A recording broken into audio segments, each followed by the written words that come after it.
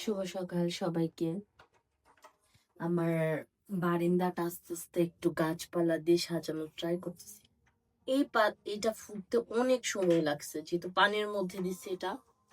আর এটা তো মাশাল্লাহ হইতেছে। কালকে নিয়ে আসছি পুদিনা পাতার গাছ।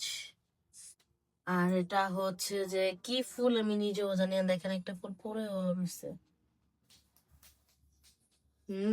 গ্রানটা খুব সুন্দর। এটা কি ফুল? তার সাথে গাছে মরিচ গাছও নিয়ে আসছি। আমার তো ভেঙেও ফেলছে এক ডান্ডা। এটা কিভাবে সেট করাবে কে জানে। আমার মেয়েটা কোথায় চলে গেল? মিনহা, মিনহা।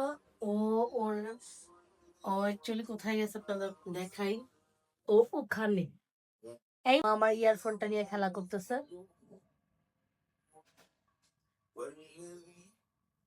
আর এখানে বারান্দাতে আমি গাছগুলা কিভাবে মেরামত করা যায়, কিভাবে লাগানো যায় এটা ট্রাই করতেছি। কোন টপে আসলে কোনটা লাগাইলে ভালো হয়। পুদিনা পাতার গাছটা একটু বড় টপে বা ছড়ানো টপে লাগাইলে ভাল লাগে। এটা কোথায় লাগাবো, এটা কোথায় লাগাবো টেনশন আছে। দেখা যাক কোথায় লাগাবো, কিভাবে লাগাবো, আপনাদের অবশ্যই দেখাবো। ভালো থাকবেন, আল্লাহ হাফেজ। তো ওইটা সেট করলাম। এটা হচ্ছে যে আমার মশলাদানিটা। এটা যেহেতু কাজে লাগতেছে না, লাগে কিন্তু মানে এতটাও না, তার জন্য এখানে পুদিনা যে গাছটা এটা লাগাই দিছি। এখানে এখানে আমার রাউন্ড করে হবে। আর এটা হচ্ছে যে আমার বাবুর যে ওয়েব টিস্যুর বক্সটা, এটা পরে ডেকোরেশন করে নিব।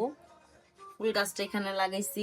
আর মরিচ যে গাছটা বলছিলাম ভেঙে গেছে, তো পুরা এটা লাগানোর কোনো অপশন নাই। তারপর এখন ডান্ডাটা আম্মু লাগাই দিছে। দেখা যাক এটা কি হয়, আসলে কি হয় দেখা যাক।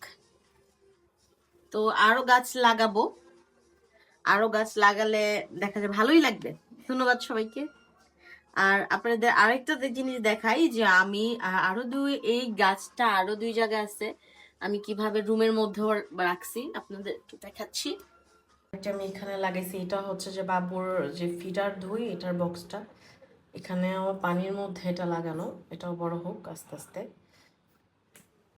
আরেকটা হচ্ছে বুক সেলফের উপরে, এটা এখনো গুছাই নাই, তার জন্য পুরোটা দেখাচ্ছি না।